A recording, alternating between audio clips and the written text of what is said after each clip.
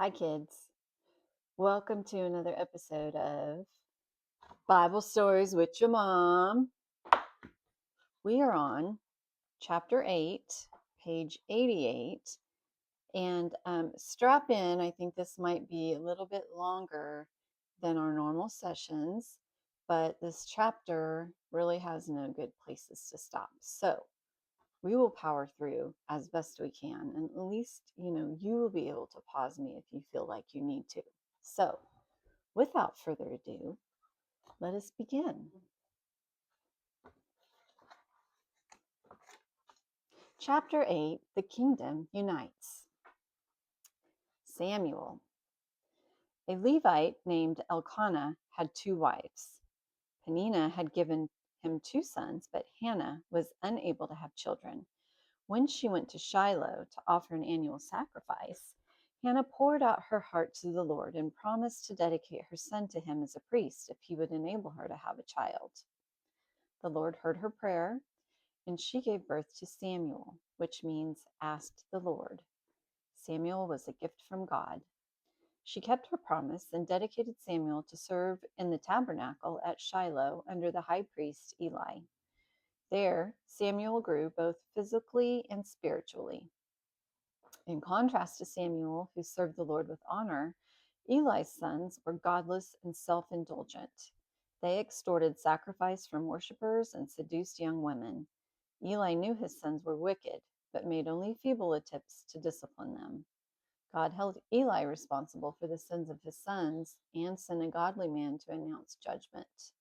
God had never spoken to Eli or his sons, so the first time the Lord spoke to Samuel, even Eli didn't realize it was the Lord.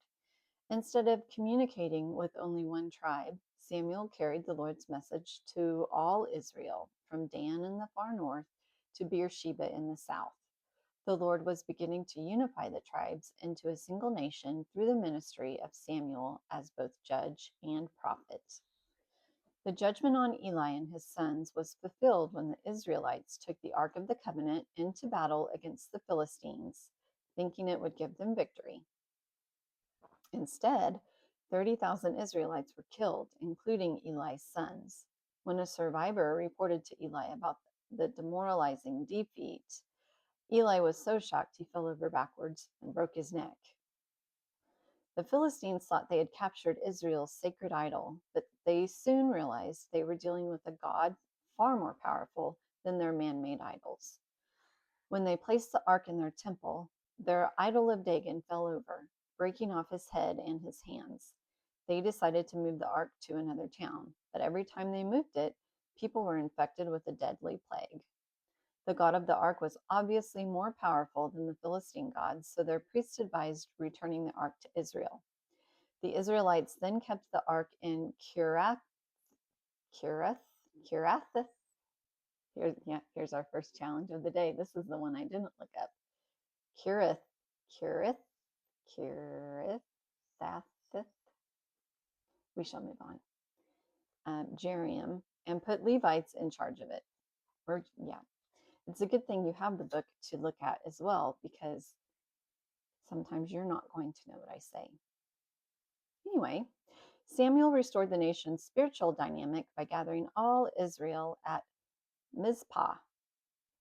He challenged them to get rid of their idols and recommit themselves to the Lord. The people fasted and prayed, pleading with the Lord to save them from the Philistines.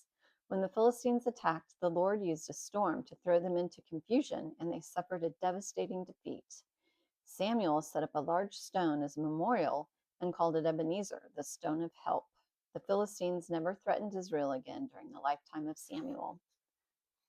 Saul. Though Samuel was a man of God, his two sons were godless. When Samuel grew older, he appointed his sons as judges, but the people protested. The elders demanded a king like other nations. Their request was a personal insult to Samuel. He felt rejected and asked the Lord what he should do. Samuel was to give the people what they wanted. It is me they are rejecting, not you, said the Lord. They don't want me as their king.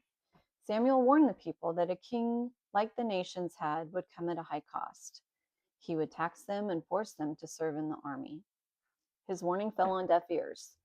The Lord said to Samuel, "Give them a king." So he agreed and sent the people home. Saul, son of Kish, came from a wealthy family and was physically impressive, but he had never even thought about becoming king. When Samuel first saw Saul, he and his servant were searching for lost donkeys. Samuel invited them to stay at his house overnight, but before they left the next day, Samuel poured a flask of oil over Saul's head and said, "The Lord has told me to anoint you as ruler over his people." He then told Saul the donkeys had been found and he would meet a band of prophets on his way home. When Saul met the prophets, the Spirit of the Lord came upon him, and he prophesied like a prophet. Saul told no one, not even his father, what Samuel had said. Having anointed Saul in a secret ceremony, Samuel was now ready to publicly proclaim him. When he summoned the tribes to identify Saul as Israel's first king, though, they couldn't find him. He was hiding behind the baggage. When they found him, the people enthusiastically shouted, "Long live the king! Long live the king!" Most people were excited they now had a king like other nations, but a few diehards refused to accept him. It wasn't long before Saul had the opportunity to prove he was as qualified as a military leader. The Ammonites surrounded Jabesh Gilead. Again, sorry, I'm probably messing that up. And when its people offered to surrender, the king of Ammon said he would spare them only on the condition that they gouge out the right eye of everyone in the city. Jabesh Gilead sent an urgent plea to Saul. He responded quickly and decisively, summoning troops from all of Israel and, in a surprise attack, routing the Ammonites. After this, some wanted to execute those who had refused to accept Saul as their king, but he would have none of it. Instead, he insisted that everyone thank the Lord for Israel's great victory.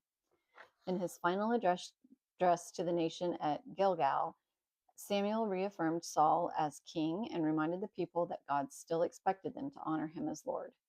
He said they had sinned in demanding a king, but God would protect them if they didn't abandon him to worship idols. Though his rule as judge was finished, Samuel promised to pray for Israel.